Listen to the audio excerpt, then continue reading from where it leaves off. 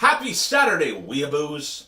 It is I, Mr. Panda, and this is Roxstar from Manly Battleships, and we're here today to talk to you about Dark Phoenix. Dun dun dun! Is it the end of the Xmen franchise altogether? Yes. Yes, but actually. Technically, guess what? There's no way we can talk about this movie that isn't a spoiler in some way, shape, or form, so be warned about that. This will be one of the most generalized reviews we ever do, because we also don't have to talk that much about what happens, because you can infer a lot of it. Do we want to start with overall impressions, or what? I have a very simple impression. It is not the worst X-Men movie ever made. That's one of them, but, you know, this exceeded expectations. And only because I have only two expectations. Don't kill off Scott and make him useful. Hey, wait! Spoilers! No, Scott didn't die, and he was useful, and that's it. It's weird because coming into this movie, I had heard someone remark that the movie is good until Magneto shows up. But based off of my viewing experience, I actually think it's kind of the opposite. Would you agree with that? The moment Magneto shows up, it actually gets better. I mean, it becomes a little bit more memorable. Yeah, okay, maybe that's the word I'm looking for.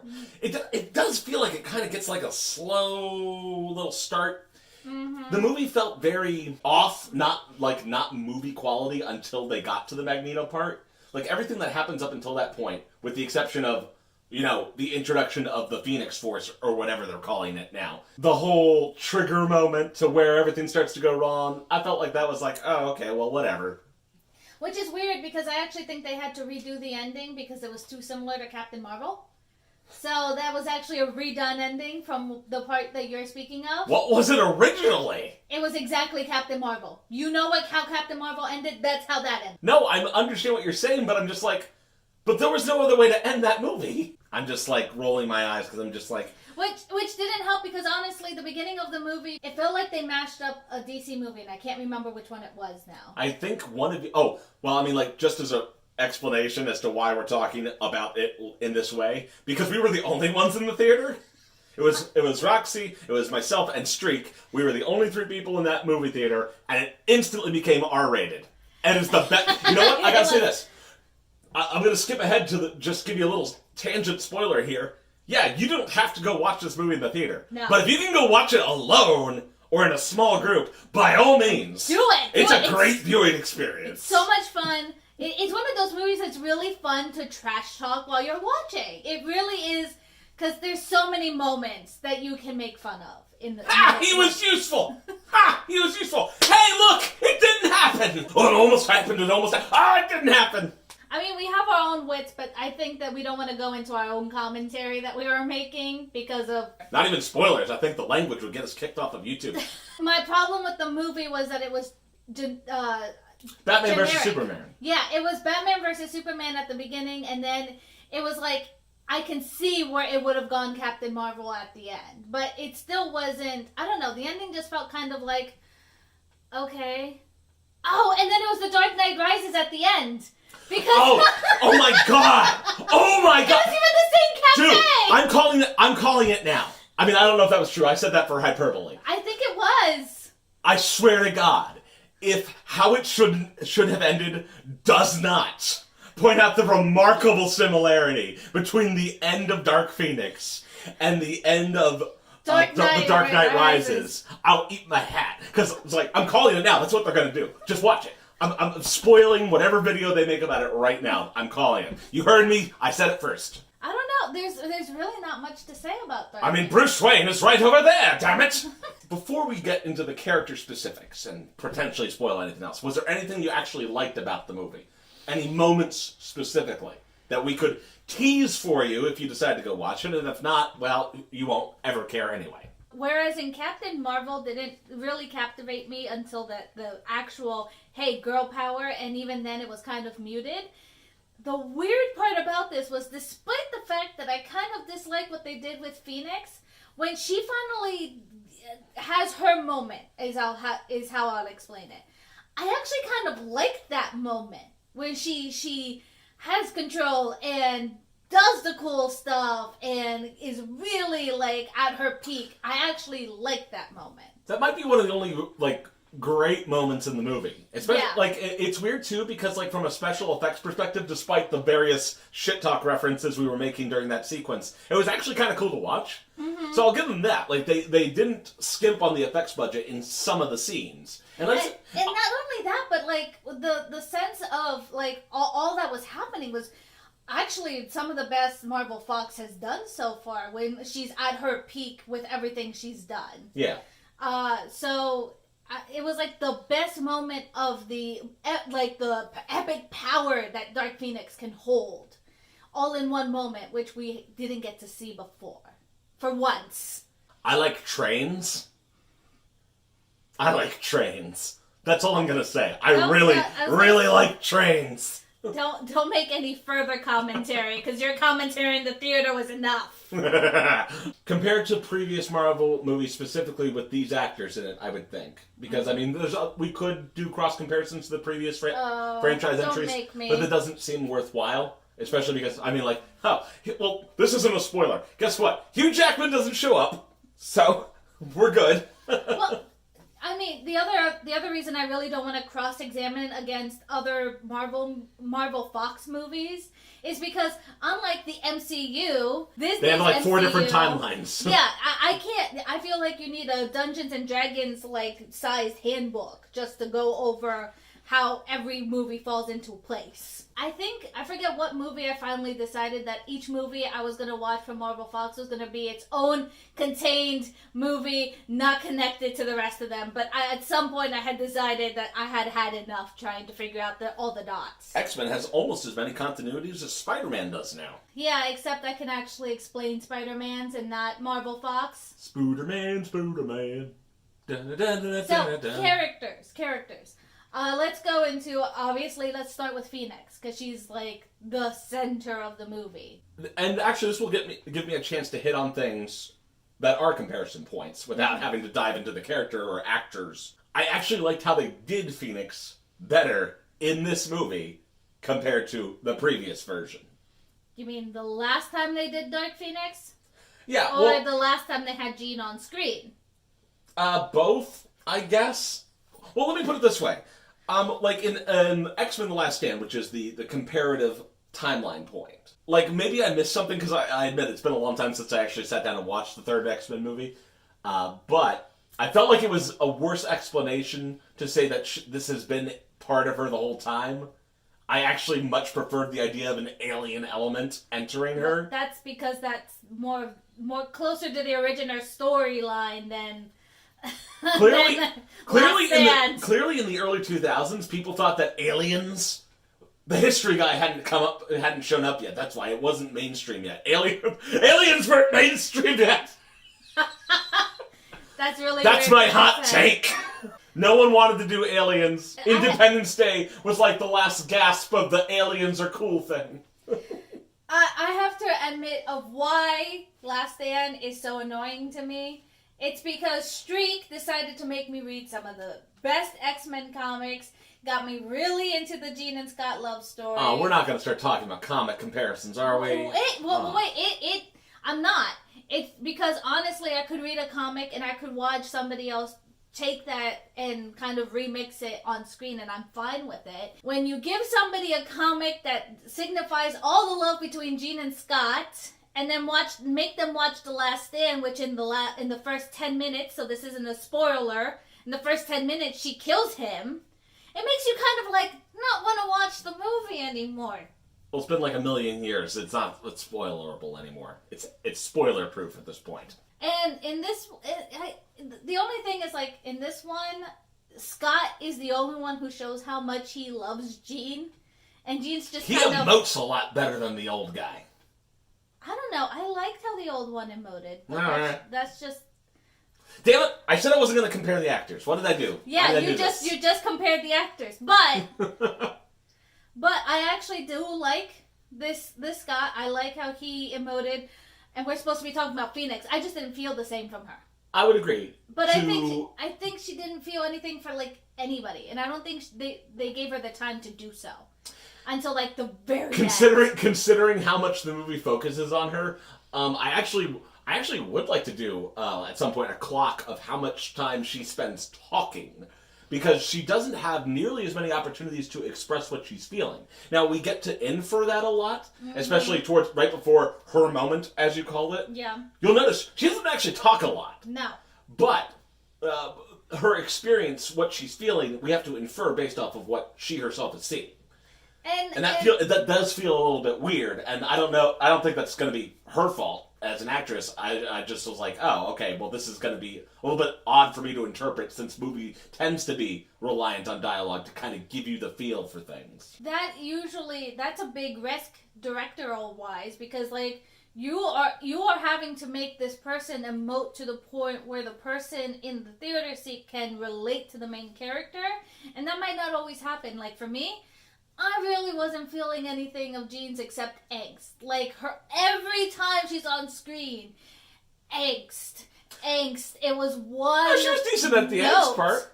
I mean, for what she did. I don't think it's the fault of the actress. I just think that's the way it was written and it was directed, was that she was always supposed to emote angst. And she did very well at emoting angst, but, like, I like characters to be a little more rounded. Yeah, diverse. Ooh. Child Jean Grey was alright. I liked her. Oh, she was really good. That kid does have, like, that's an acting career. Yeah. Fingers crossed. We need more redheads in the acting world. Okay, what did you think Magneto was a complete cuck in this movie. Every time you look around, it's like, ha! Cucked.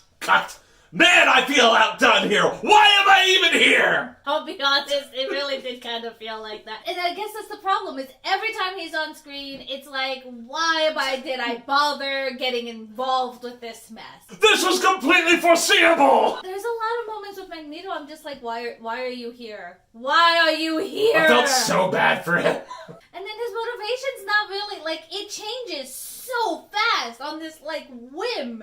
And I'm like, as quickly as the lethality of an untipped arrow. Some of you will get that reference. I kind of get what he's in the movie, kind of, but at the same time, I mean, he's absolutely necessary for the movie. I wasn't faulting them for that. My problem was, it didn't even feel like a contest. They very quickly set up that even before she's like going like Super Saiyan or whatever, he's almost completely pushed to his limit. Yes. So after that, why the hell did he show up to fight her in the first place? What are you gonna do? I don't even understand. I feel like they tilted their hand a little bit with that earlier scene, is what I'm getting at. Well, not only that, but like, even if he was gonna go fight her, he only brought like 2 members of his team. Like, if you could barely hold her off, what makes you think you and 2 other people can?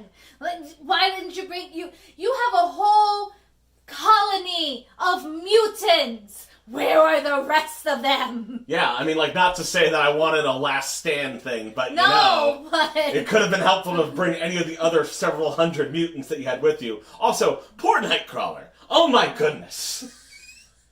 He could not get any respect. No. He is so disrespected in this movie.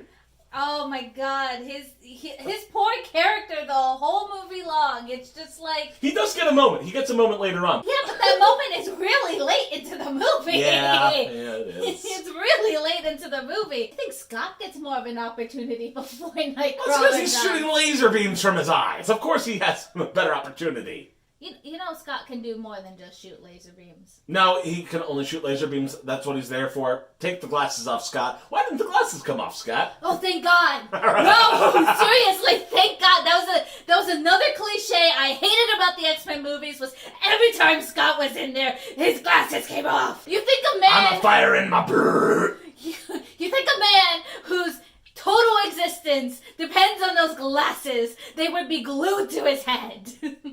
With how often they fell off on every other X-Men movie. And there I go, comparing all the X-Men movies again. Speaking of comparisons, I don't know... Oh, you know what? One more character I want to highlight, and then we'll get to that. Mm-hmm. I liked Storm much better in this movie. Yes. Had a lot more time to shine than in Apocalypse. And speaking of Apocalypse, comparisons to other X-Men movies as far as rating goes. Now, this is the lowest ranked X-Men movie ever. Yeah. on Rotten Tomatoes. And that includes when you count Once Upon a Deadpool, which was just a recut version of Deadpool 2. And X-Men The Last Stand and Apocalypse. Where do you think it sits? For me, it sits a little bit squarely in the... No, I wouldn't say squarely in the middle. Maybe, like, just above, like... Well, I'm pulling how out... many are there? There's 6, right? There's technically 12 X-Men movies. But we'll make it 11, pulling Once Upon a Deadpool from consideration. Okay, so we got 11 X-Men movies to work with. For me, it would sit in number 5, and I'll tell you why. So what's under it? That's what's important. What's under it? All right. Well, we can really? we can put Wolverine Origins. That honestly, I think that might be at the bottom. Yeah. Yes. It maybe there's something worse. I don't know. I'm gonna put Wolverine Origins. That's down there. Last Stand. That's I don't know. I think that I'm gonna have to go with Dark Phoenix over that. Maybe you're putting Dark Phoenix at number 11? No, not yet. I'm saying Dark Phoenix is better. Oh, okay. Oh, better than Last Stand. Yes, by a long shot. Okay, it was so much better. We got 2 under. Apocalypse, I would say yes. Under I did not Dark enjoy Phoenix, Apocalypse as much. No. That's 3 down. Okay, what else? Let's look at some of the... Days of Future Past. There's going to be a lot of people that disagree with you. A lot. I know there's a lot of people who's going to disagree with me, but for me, Days of Future Past is not better than Dark Phoenix. And it also kind of started feeling like at some point Marvel Fox decided instead of making movies that had full-length storylines, they just went through the big top-selling storylines of the X-Men and just threw them in whatever order. And Days of Future Past was one that they completely screwed up because of how they decided to just grab big name stuff like that. And for me, Days of Future Past is definitely squarely down there. Days of Future Past is a little bit fuzzy for me. Does it not bridge the timeline? For me, it mixes the timelines, well, especially with Dark Phoenix. I'm yes. Saying, okay. That's the one that bridges the timelines. Supposed to. I don't know. I kind of like that one. I don't know if I agree quite yet. What other movies might you potentially say were worse than Dark Phoenix? I'm just going to go out on a limb and assume that both Deadpool movies are safe. Both Deadpool movies are safe. I can tell you which ones are safe right now. Both Deadpool movies are safe. First Class is safe for me. It's so weird. I've never actually watched all of First Class. I've watched First Class. I'm not going to hold to that. But I'm very happy with First Class. It was one of those times where I had faith in Marvel Fox, and then they completely shattered it with what came after that. Oh wait, I do remember one part of First Class. I saw it to the very end, where it's like, haha, you're not going to walk again. That was kind of dumb. But, other than that, well, we still have original X-Men and X2. I mean, they're at the same level as Dark Phoenix for me. Really? Yeah, they're not that bad. They're not that bad. I mean, the critics definitely disagree with you. I feel like... they could still go underneath Dark Phoenix. I'm fine with that. It's just, they're not as bad as some of the other ones we've already mentioned. I mean... Well, yes, but what I'm getting at is what are we trying to put below Dark Phoenix? Because as far as my recollection goes, X-Men was pretty decent as far as superhero movies went back in the day. In the day. It probably will not have aged as well with effects and everything, but I thought it did pretty good. X2 was pretty good in my recollection. Mm-hmm. So those two are sitting here for me. Now, the one wild card that I think we have left, I don't know if I agree with you about Days of Future Past, but here's a wild card for you. The Wolverine. Surprisingly, because I didn't realize this at first, the Wolverine did significantly better with critics than I thought it did. I thought it was okay. I hated it. What did you hate about the Wolverine? A lot. Wolverine down. Yeah. Okay. Wolverine is... Oh, we didn't mention the other one. Logan is definitely another safe one. In fact, I think Logan is I didn't even mention it because I just kind of assumed it was up there. Yeah, Logan is like number 1 for me. It's one of the best Marvel Fox with Deadpool in there. Like, they're basically tied. And I mean, obviously this isn't a video about Logan, but I thought, I did want to throw out there that one of the things that I thought was interesting about Logan compared to some of the other ones is that it seems like they might have finally figured out something that I'm hoping they think more about in the future. Certain stories do much better if you think of the superhero thing, like the broader universe, as a backdrop to tell a different story. That's what Logan did. It's like, yes, the X-Men thing, we don't have to go into it, but that's a thing. And here's this story that happens within that universe. I like that a lot better. Dark Phoenix is either, from the bottom up, either the 4th or the 7th, That's 4th, or the... Oh, no, I'm sorry. The 4th or the 6th. It's either the 4th or the 6th. Because I don't think that those two that you mentioned are worse. But if we agreed with you, it's either the 4th or the 6th on the scale of worst X-Men movie. Well, how about it's like, what? Which one is it for you? Because for me, it's probably going to be the 6th. I just explained that because I don't necessarily agree with the other two movies you put under there. I agree with 3 of them, so it's at least not. It is, at its best, it is only the 6th worst X-Men movie. At its worst, from our view, it's the 4th. So, take that how you will. Was that a indirect ranking of all the Marvel Fox movies from us? Because we're supposed to still do that MCU one where we do all. Think of this as the practice run. I still have to watch I have to finish watching Spider-Man: Homecoming. So let's wrap up the X-Men one. Any other thoughts, closing comments? If you can see it in a limited theater, feel free to. Otherwise, I would definitely wait to see this one on DVD. Ha! Streaming. That's what I meant. Yeah, I actually wouldn't recommend going to the theater because honestly, the only way it would be fun in the theater is if you got lucky like us and got into a theater where it's just you and your friends. That shouldn't be very difficult, honestly, unless a lot more people watch this video and decide that's a good idea. Because honestly, the best part about this movie is riffing on it. It does have some. It has some nice highlights, but there's definitely a lack of overall substance. That's kind of... I think they really did run out of steam right at the end there. I honestly don't think they really cared about this movie. I was very surprised that they tried another one after Apocalypse, but I mean, I guess Apocalypse made just enough money where they were like, let's try that one more time. I know Streak was mentioning the possibility of how we might... how Marvel Fox tried to destroy the X-Men, and I told him, I don't think that's necessarily true. Marvel Fox, from the very beginning, from like X-Men 1 and X-Men 2, they no longer wanted to cater to the comic book fans. That was a big thing that they pushed, and that's why a lot of their movies never really... It was difficult to translate it to a mainstream audience until they tried Logan. Right, and so they didn't want to appease comic book fans. I was definitely not their target audience for X-Men, but I feel that if it went into the hands of Disney, I would totally be hyped for X-Men movies again. So I had to remind them that I think it's just when that trades hands, so many people are going to be like, yes, bring X-Men to the MCU, we'll be happy to see it there. Rather than in the hands of Marvel Fox. All right. Well, I can't think of anything else, so I guess that wraps it up. We spent even more time on this than I thought we would. Do or do not. There is no try. If you're the only one in the theater, by all means, pay $5 and go see the movie. If not, just wait for streaming and sit down with a bucket of popcorn, some booze, and have at it. A lot of booze. Good night. Bye-bye.